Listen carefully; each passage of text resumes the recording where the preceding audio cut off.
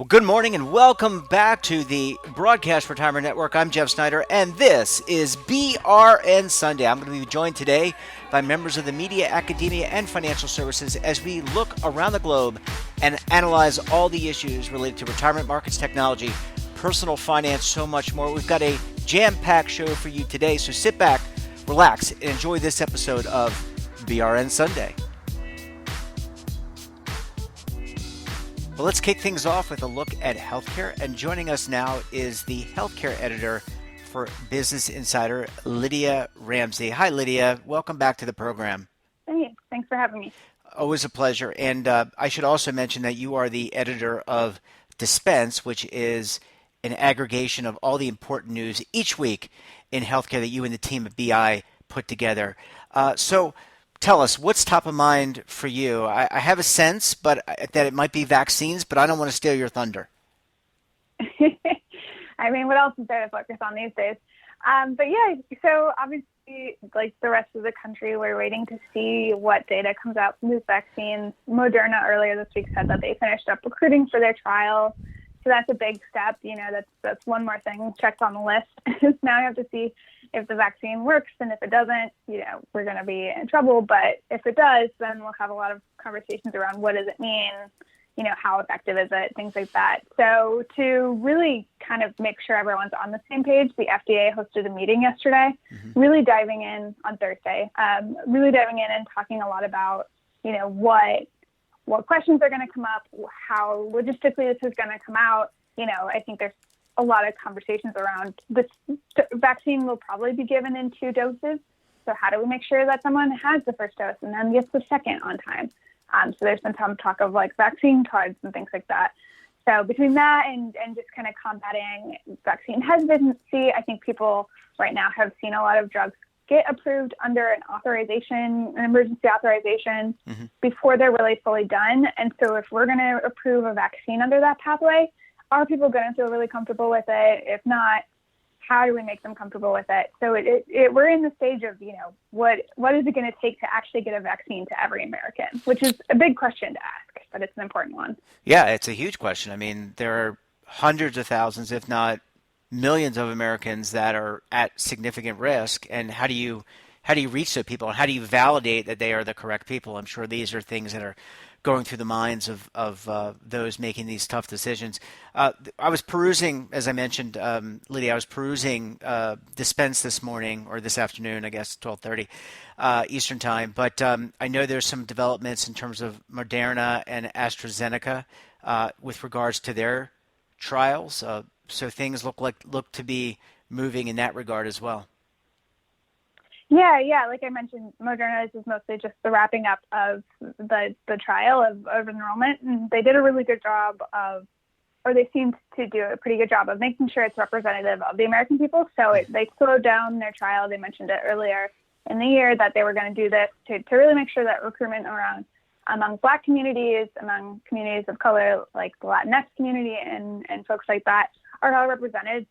You know, historically, clinical trials have had a pretty bad track record of being predominantly white. And, you know, I think especially when it comes to a vaccine that's disproportionately hitting particular communities, it's really important to have those vaccine results really reflect that. So it was an important step to really slow down and think about that. So it's going to be really great to see what that means in terms of the scientific process and what reads out.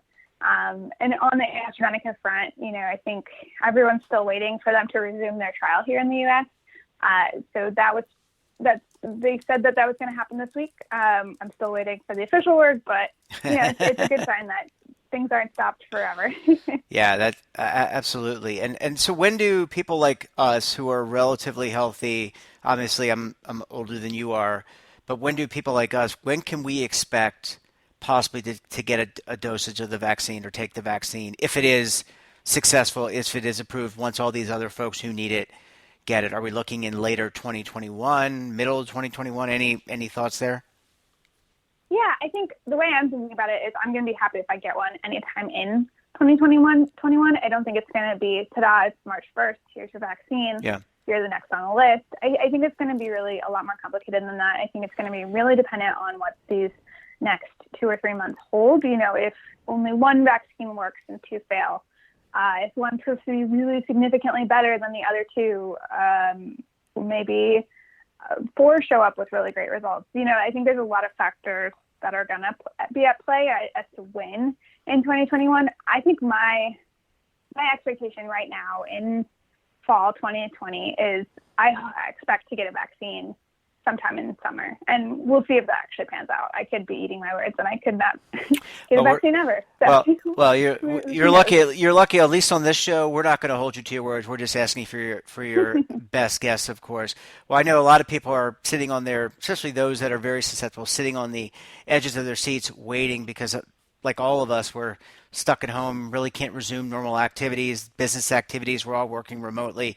A lot of us would like to get out, I'm sure, and see other people beyond just 6 feet, being within 6 feet of each other. So a lot of people are really taking notice of this.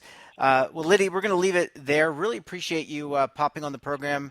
Great update, and we'll be sure to check out Dispense each and every week, and look forward to catching up with you again in the next few weeks. Oh, great. Thanks so much. Bye-bye.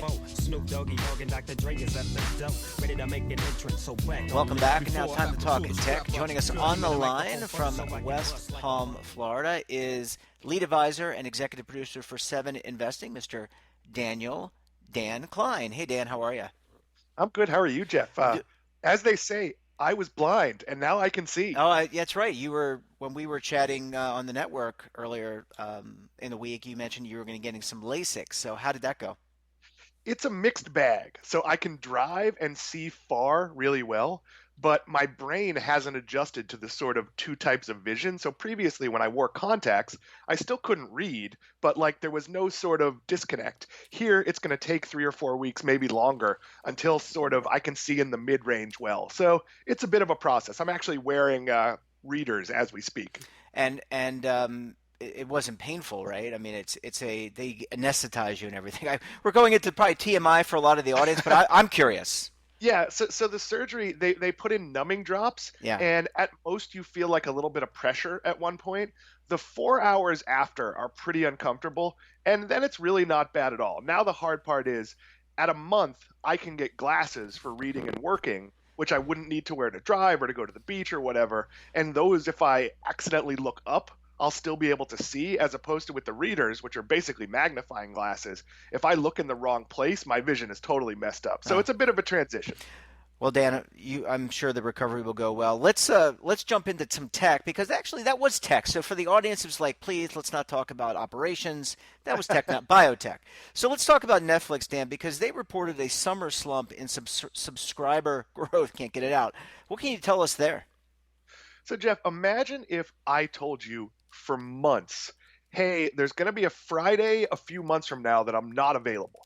It's coming. I don't know when it's coming, but there's one. I have a thing I have to do, and then I come out and I tell you, hey, Jeff, next Friday I'm not available, and you get furious. You're mad at me. That's what happened with Netflix. Netflix has been telling us for 2 quarters, maybe 3 quarters, that they were pulling ahead subscribers. So that basically meant that people that were going to join in the 3rd quarter joined in the 1st or 2nd quarter. Because I don't know if you know this, but we're in a pandemic and we're looking for things to do. Yep. So when you look at their 9-month numbers, they are ahead of where they were last year. So not for 9 months, for the full year. So anything else they do the rest of this year is bonus. They're actually in the bonus. Yet Wall Street flipped out, the stock went down. This shows you that short-term stock moves are irrelevant because the average investor doesn't understand what's going on. The Netflix numbers were actually pretty stellar. Dan, who would you say are Netflix's biggest competitors? I mean, Amazon, is it Amazon? Apple? Who is second in terms of subscribers and numbers? Disney? Netflix's only competitor is Disney. I know people would argue Amazon Prime, and I'm a big fan of The Boys. I didn't love Upload, but I watched it. But nobody is getting Netflix or Amazon Prime for the video. You're getting it for the packages, for the delivery, and anything else is a bonus. Yeah. So really, their only competitor is Disney, and it's because of intellectual property. Every show Disney makes is pretty much a guaranteed hit. So if you're if you're a Disney and you're making the Obi-Wan Kenobi show, you know that Star Wars fans are going to watch it. You know that lap Star Wars fans are going to watch it. When you decide that Pixar's Soul won't go to theaters, it will just go straight to the platform, you know how many tens of millions of people that's going to bring in. Whereas Netflix still has to throw a lot of stuff at the wall. They have something like 150 shows still to come out this year. That's even with a slow in production. Disney will only have like 5 or 6, but every Disney show is an event. That's the one problem Netflix has. So, Dan, let's shift gears and talk a little bit about holiday shopping. I know you want to talk about that. All signs point to Amazon had a phenomenal Amazon Prime, which was 2 days. We talked about it, I think, last week. But what does this all mean? How's holiday shopping going to look, or will we have holiday shopping? So it's totally different. It's already started and it's going to be really spread out. We're not going to have doorbusters. There's going to be no attempt by stores to get you to line up and show up at a certain time. There's going to be sales, and almost every sale is going to be digital as well as physical, and some might be digital only. So you're going to get a very protracted holiday season. And Jeff, this is going to be a case where the winners win big because some surveys show that the amount of stores we're going to visit is going to drop from close to 7 to a little over 5. That means we're going to go to Target, we're going to go to Best Buy, we're going to go to Walmart, we'll probably go to one or two others like say a Dick's Sporting Goods, a Lowe's or a Home Depot, and that's going to be it. It is not going to be good news for your J.C. Penney's, your Macy's, maybe even your Kohl's. This could be a bad holiday season. So the companies that invested heavily in digital Yeah. are going to do really well. The ones that didn't are going to do worse than ever. And we don't know. I would expect holiday spending to be up with a caveat. I think we're going to buy a lot more practical things. We've talked about this before. Hey, what did you get under the tree? Well, I got a new laptop because I need it for school. You're going to see more of that than necessarily the gift giving. You're going to see more things like connected fitness where you can justify, hey, I didn't take a vacation. I bought a Peloton. Dan, did people tap out in terms of, they had the Amazon Prime Day? Did they actually do their holiday shopping in advance? Will they be, obviously Black Friday is going to look very different. As you mentioned, people will not be lining up. If they do, they'll be 6 feet apart with masks, hopefully, or further. But what about if people have already done their shopping and gotten their things already through some of these other deal days that have happened? Yeah, so Amazon, Target, Walmart, Best Buy, they've already sucked some air out of the room. There's two types of shoppers. There are the parents that want to give their kids a good Christmas, a good Hanukkah, but they're financially strapped. So they're really being clever. They're really looking for deals. They've already done some shopping. There's also the people that knew what they wanted. Hey, the family needs a new 60-inch television. And they saw a good price on Prime Day. Maybe it was with Amazon, maybe it was with someone else, and they bought it. And it's maybe they gave it to themselves early, maybe it's stashed away somewhere. I know that for me, I'm not a giant buy you a gift for no reason person. Any person on my gift list, you're getting a Starbucks gift card, you're getting an Amazon gift card, and if I have to buy you a gift and don't like you, you're getting a JCPenney gift card. It is not a season where I'm gonna like my wife and I have canceled all unnecessary gifts because we don't need any more clutter at the moment. And it's just not that much fun to shop. So like I need sneakers, so I'll go to the outlet mall with my mask on and hit the New Balance store and buy some sneakers, but I'm not going to linger. I'm not going to spend the amount of time there I normally would have. So it's going to be a very muted Christmas where we're really not going to have the reporting, the numbers. I used to do when I worked at Motley Fool, I used to do 30 or 40 different Black Friday stories and I'd coordinate another 70 or 80 and I'd talk about it on podcast after podcast. We're not going to have that data because it's kind of going to be a rolling event where you really just have to be careful. As a consumer, here's what I recommend. Figure out what you need. So let's say you need a new laptop, a new television, your kids need some new sneakers, whatever it is. I would look at the baseline price for those items, and if you see them on sale where you feel like you'd be saving some money, buy that item. After that, find out what the policy at the store you bought it. Let's say the store, it's Best Buy, and they say, well, for 30 days after, we'll match the price. Watch the price for 30 days and then never look at it again because you're not going to be happy if it's 10% cheaper on December 23rd, which could happen. It could also not happen. We have shortages of a lot of things. You know what you're not going to get a sale on? A refrigerator, freezer, or a stove. There's just not an inventory of that. So I would try to get a deal, but I wouldn't kill yourself trying to get the best deal or trying to time things. Last question, Dan. Today on the network, we talked with Devin about credit scores improving. My concern is that do you have a concern, let me say that people will run up?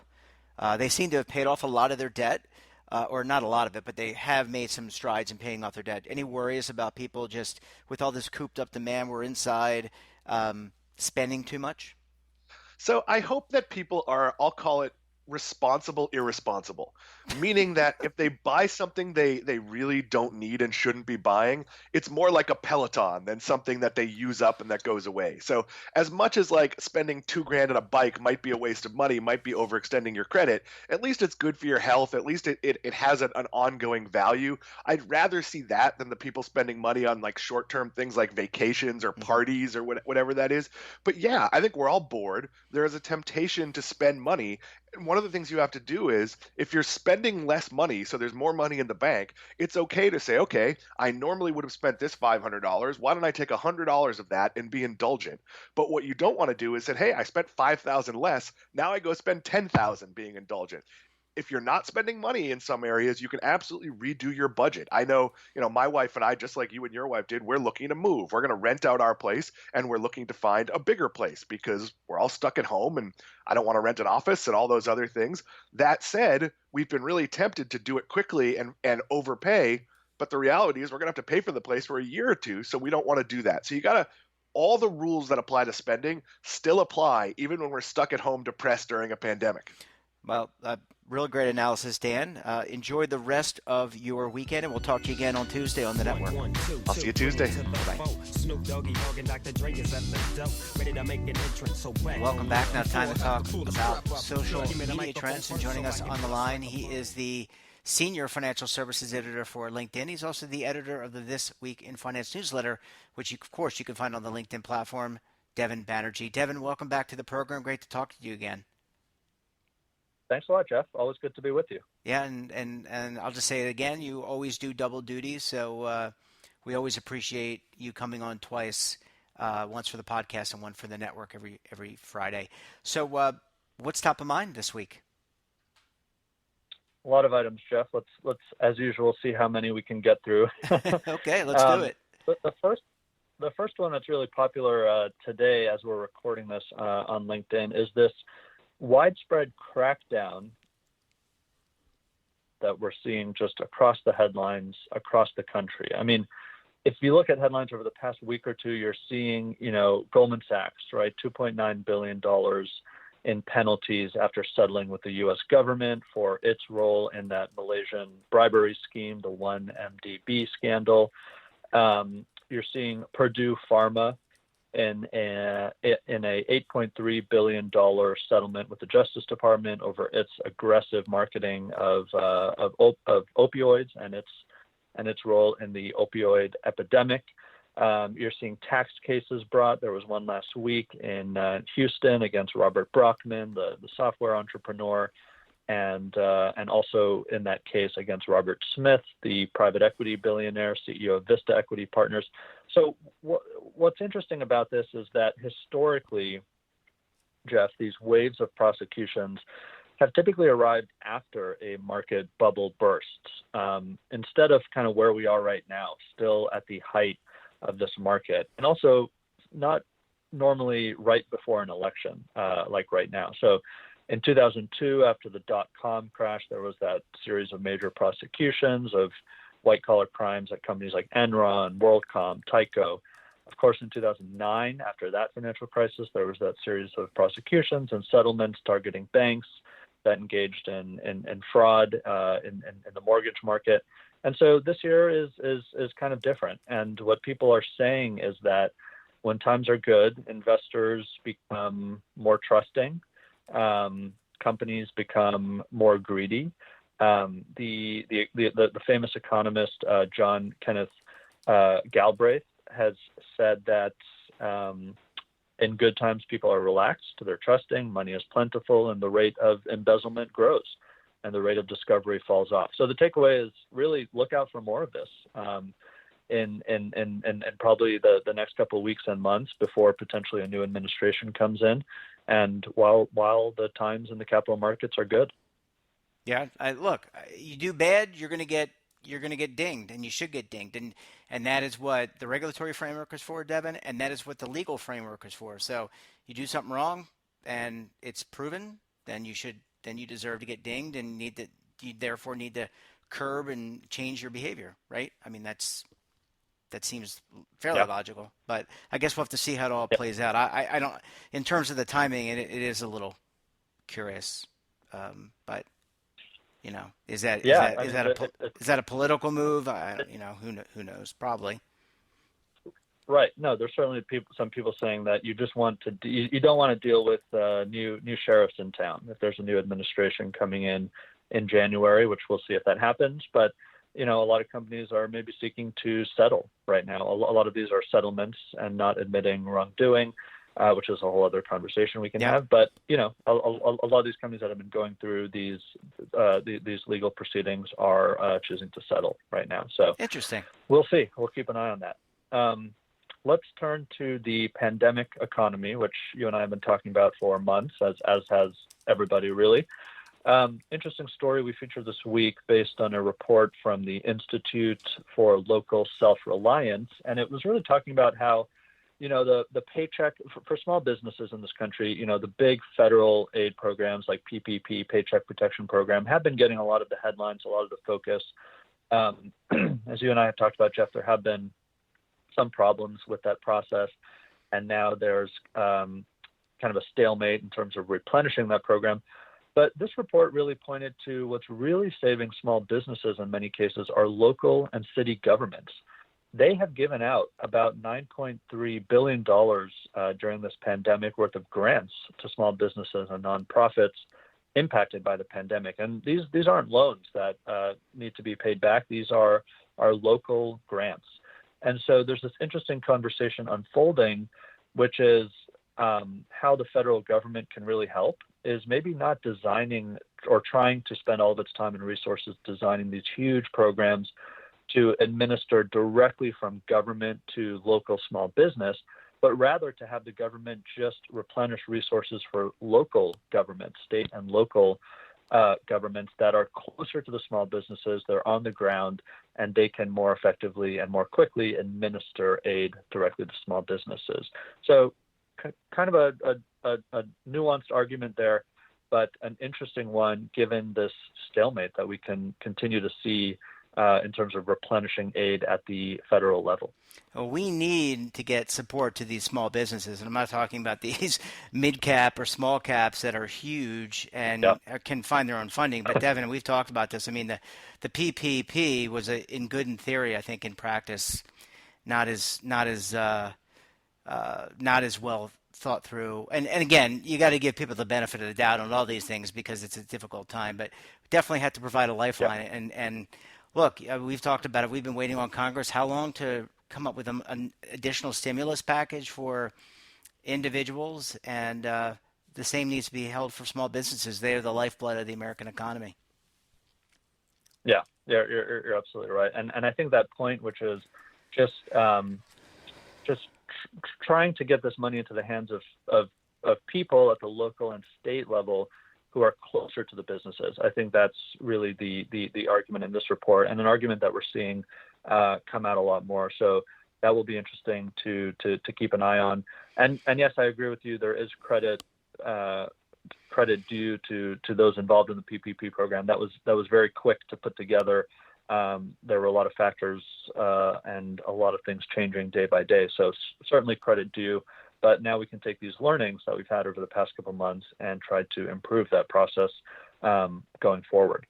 I'm going to hit two more items real quick. The first is the conference board, which surveys CEOs on their confidence. Interesting takeaway this week. Confidence among chief executives in the U.S. has really jumped about 19 points from the last reading 3 months ago, and it's now risen above that 50-point threshold. So more CEOs are positive in their outlook than negative. But this, Jeff, is not a good sign for workers. And the reason is because the reason CEOs are maybe so confident is that they see potential to cut jobs, to hold down employee pay and wages and to reduce capital spending. So almost 40% of them expect to reduce their capital budgets in the next year. More than a third of them, 34%, expect a net reduction in their workforce. A fifth of them foresee no increase in employee wages. So CEO confidence is rising, and we think, and a lot of the reporters who look through this report think that CEO confidence is rising because they see the potential to again cut capital budgets, hold down employee pay, and cut jobs. So not a good sign. Again, it's the capitalist system, as you know, Jeff, but we'll see how that plays out over the next 12 months as well. Yeah, just wondering, Devin, some of these stories, what has been some of their, I would imagine, reader feedback all across the board, but is there any themes other than shaking heads? I mean, I don't even know if you can do that on the LinkedIn platform, but I mean, how are people reacting? Oh, it's a great question. I'm looking at some comments here. Wayne Garrett says, kind of ironic, if not downright sadistic. Let's see. I'm sure you guys get all sorts of comments on those things. We get all, but our whole team is looking through them and seeing the most, substantive ones. We want a healthy debate, but we want some substantive ones. Nina on the platform says, employees are so concerned about their safety, returning to the workplace, et cetera, and now suddenly they have to worry about, their CEOs seeing a chance to cut budgets. JP Miller says this is a great nuance. It's always important to parse the headlines about companies' confidence and management confidence versus the implications for workers. And sometimes they're kind of on opposite. Actually, a lot of times they're on opposite ends of the table if you think about it. I was going to say competing interests. Go ahead, Devin. I'm sorry. No, exactly. That's exactly right. Final item I'm going to squeeze in, because you and I talk so much about reskilling and learning new skills. This is one of our most popular items. It's an article from Inc. And it's a Stanford neuroscientist revealing the brutal truth about learning as an adult. And the takeaway is that it is so much easier to learn new things and new skills as a child, and it's really brutal to do it once you're over about 30 years old. But this neuroscientist has two pieces of advice for all of us trying to learn two things. The first is you need to get uncomfortably focused. So he says you're going to feel that discomfort as your brain is releasing adrenaline, causing feelings of agitation. Your brain is wondering why you're trying to shove something more or something new or something contradictory into your head. So embrace that agitation, embrace that discomfort. And then the second point is, for these new things we're trying to learn, for them to stick in our brains, we need to achieve deep rest. We need to achieve the release of a chemical called acetylcholine, which is how our brain processes this new information and these new things that we're trying to shove into it. So number one, embrace the discomfort of learning something new. And number two, get deep rest after learning those things. That's how the brain processes them. Yeah, we all go through this, right? Change is difficult, and especially if it's forced change, like if you lose your job or you feel like you're under the gun to do something, that is even more revolting to a lot of people. I think you have to kind of, to your point, it's resetting your mindset and your expectations, and that you're not good once you hit 40. You're not good once you hit 30. That you always need to be evolving because things are changing quick. And this pandemic is the biggest lesson of that. You need emergency savings. You need to get new skills. You need to adapt to a fluid environment. I mean, we've been doing this for like the last almost 8 months now, Devin, where things change day to day. We don't know what to expect. But it's really, really stressful. And I would say the other thing that, I'm not a doctor clearly, but you mentioned rest. You've got to be able to put your brain to bed. And that's something that I struggle with personally, is turning my brain off and getting my 6 to 8 hours. Because if you can't do that, if you can't physically get rest, that's going to hurt you on the back end, and you won't be able to be productive, and you won't be good at learning anything. Yeah, exactly. And I just loved reading this article, because discomfort and rest are two things that I feel just naturally, at least I am pushing away during this odd unprecedented pandemic period. And it's so ironic. Those are the two things we need to embrace to learn new things and to adapt during this time: discomfort and rest. Yeah, well, life's a learned experience, Devin, and we're all on that journey, just at different places. Devin, always a pleasure chatting with you. I love the philosophical and the practical aspects of our discussion. Really enjoy it. Have a great rest of the weekend, and we look forward to having you back on again next week. Sounds good, Jeff. Take care.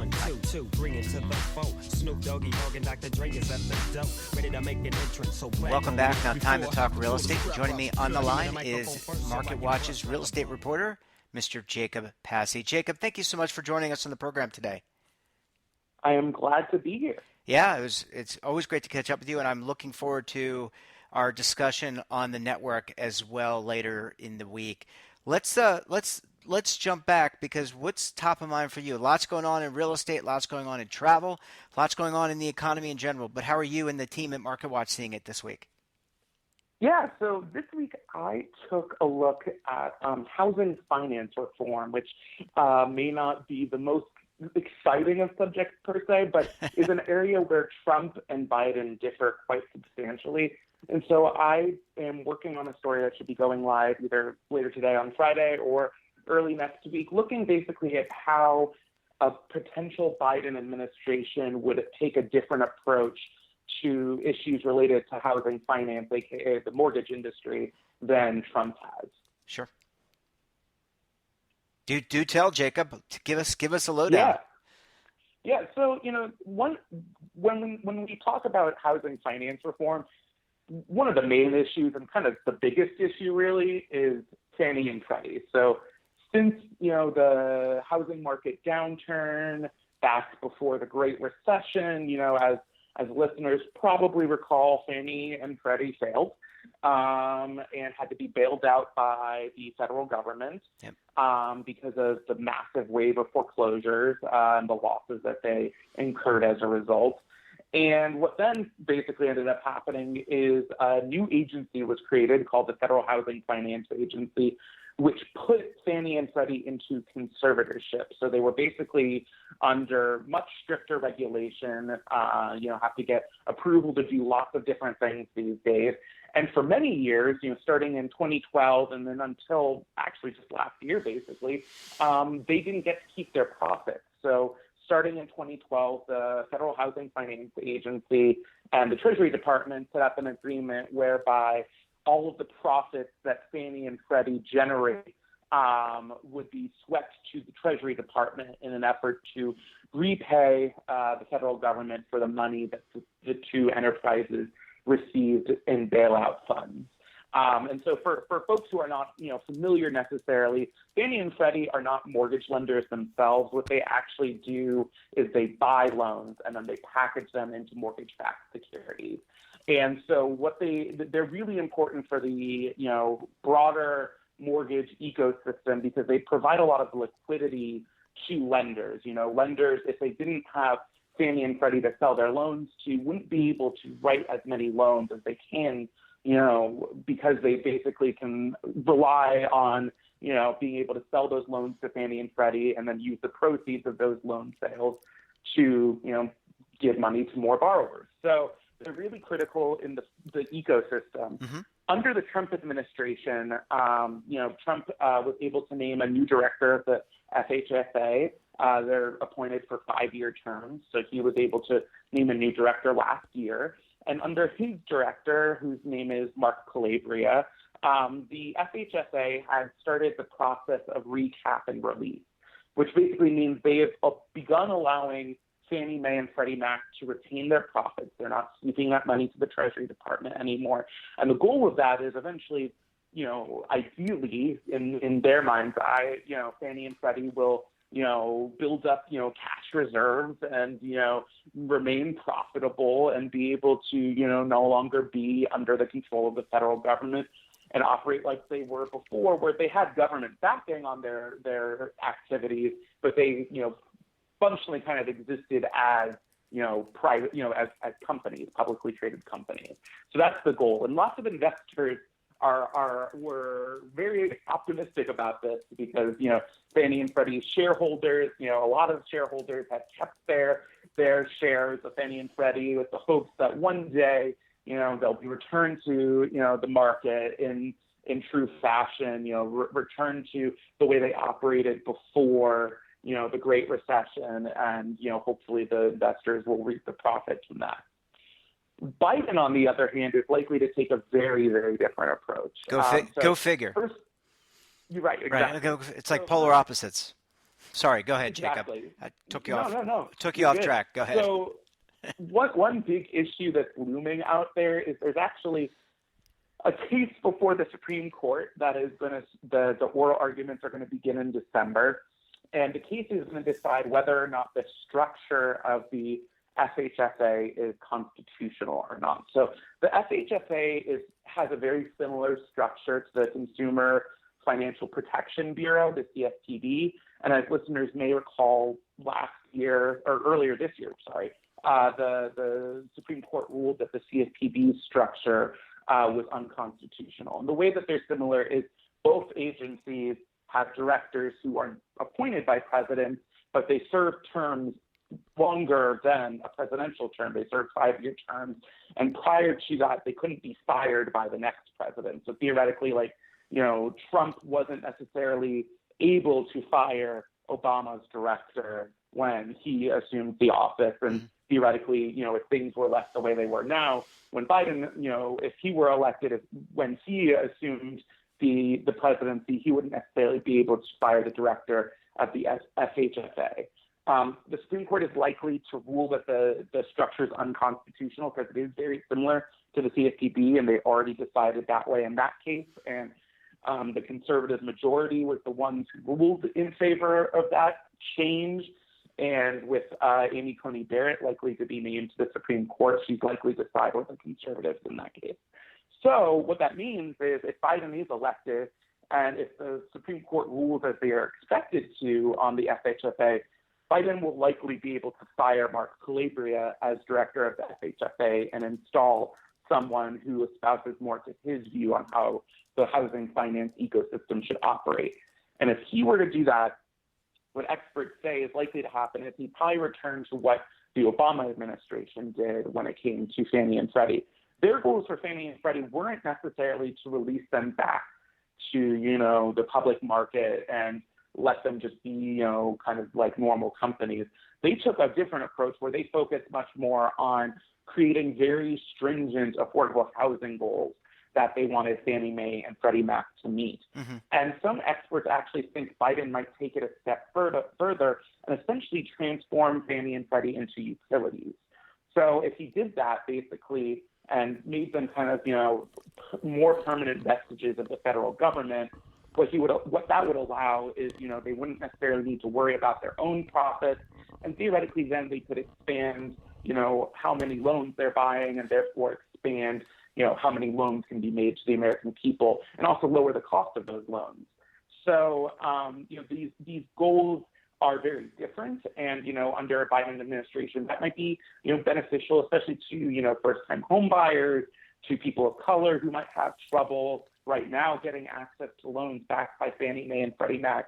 And those are better loans in a way because they don't require mortgage insurance if you make a large enough down payment. Whereas, if you get an FHA loan, you're required to, pay for mortgage insurance, which can be quite expensive. Well, certainly, look, we have been talking about this. I don't want to steal the thunder for our upcoming show together, but we've been talking about access and making sure that people who want to be first-time buyers have access. This is obviously an important topic. It'll be, we don't want to say which way this is all going to go, but certainly after November 3rd or 2 weeks after or a month after, whenever we find out how things actually shake out, that will really be, we'll probably have to revisit this with you, Jacob, to talk about what this might mean in terms of implementation. Yeah. But until then, we will wish you a wonderful weekend. Really appreciate you coming on the program, and we look forward, of course, to catching up with you again next week. Yeah, talk soon. Bye-bye, Jacob. Welcome back, and now time to take a look at what is going on Capitol Hill, or what may not be going on Capitol Hill for that matter. And joining us on the line are the Legal Eagles, David Levine, Kevin Walsh. Both are principals with Groom Law Group, an employee benefits law firm based in Washington, D.C. Gentlemen, thanks so much for joining us on the program this morning. Thank you so much, Jeff, for having us. Certainly we're watching for the fallout from the debate. So we're going to see what the next couple days bring. We're really interested to see how the run to the election goes. Yeah. And the run to the election is all about time. So I Yep. think maybe today, Kevin, what do you think? Let's talk about time. Let's talk about time. So should we just talk about the concept, or should we tie it into the Labor Department, David? Well, what is the meaning of the word is or the? And a question I've grappled with for a long time, Kevin, is if I don't exist, what am I? That's a very existential thing. I think you're Are on you the wrong asking about the podcast, between- guys. Are you asking about the difference between a preeminent and the preeminent? That's a Because very good. That's Right very now, good. right now, the Labor Department is working on a number of rules, and I think they're hoping that some of these could be, if not the preeminent rule in an area, they can at least be the last rule in an area for some period of time. And it's odd that we're coming up to the end of a first term for a president, and it could be the only term. We could see a change in administration come January 20th. But the Labor Department seems to have waited a few years before getting some major initiatives off the ground. And what they've done, tying this back into time, is they've created a bit of a time crunch for themselves. And that means, and by time crunch, I'm just meaning that if a rule isn't, effective, and hasn't been published in the Federal Register and actually taken effect as of January 20th, 2021, then, day one with a stroke of the pen, if there's a change in presidencies, Joe Biden could come in and sign, executive order essentially blocking any regulation that's not final from taking effect and asking for his new political officials to take a look before anything gets done. And that creates kind of a bit of a rush for the current Labor Department to get some rulemaking done. Right now, they've got proposals related to ESG, environmental social governance investing. They've got rules related to proxy voting. They've got rules related to investment advice exemptions.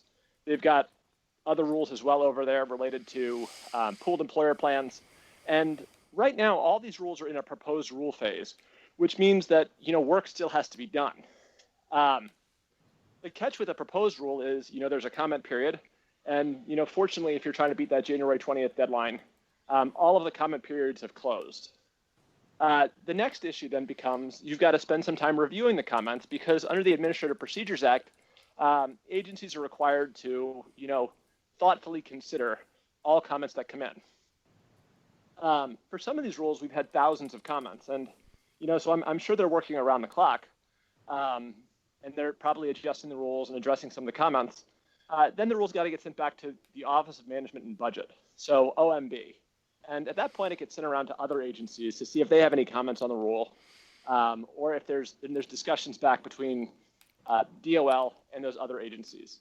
OMB typically takes 30 days, roughly 30 days. Sometimes it takes a lot longer. Sometimes they manage to churn a rule out quicker. But only after OMB has signed off can the rule be published in the Federal Register. And one of the consequences of the pandemic is that publication of rules, which used to take usually about 48 hours from OMB sign off, they've been kind of languishing for up to a week and a half, just due to difficulties of getting the paper signed, getting the signatures in order, and getting it published. So where's that leave DOL? Well, it leaves them in a real time crunch. So the time crunch is biggest for the pooled employer plan rules. And that's because pooled employer plans aren't really tied to the change in administration. Under the Secure Act, they're supposed to launch 1/1, or I think of it as, you really have until the first Monday of the new year. So 1/4, January 4, 2021. Now, before you can sponsor a pooled employer plan, you have to register. And one of the proposed rules is a pooled employer plan registration rule. And in the proposal, you're supposed to fill out this form that's not yet final, 30 to 90 days before you begin operation. Now, if this is going to begin January 4th, and you were going to do it 90 days before, well, you've already missed that window because there's no final form and we're less than 90 days. If you're going to do it 30 days before, you really need this rule to be out of OMB and published by December 1st. So this rule, if it's going to be, if the train's going to run on time, it's got to get over to OMB in the next week and a half. For other rules, if there's going to be a chance that things are going to be done in time for a possible change in administration, you'd expect them to be over to OMB really by that first week of December. I said OMB takes usually about a month. One thing that I've noticed in my years as a lawyer is that OMB tends to move a little bit slower around the holidays. So I think there you're probably better off thinking it's going to take 5 or 6 weeks. But ultimately, these things all matter if there's a Biden presidency. If there's a Biden presidency and these things are done, it will be tougher to pull these rules back, but not impossible.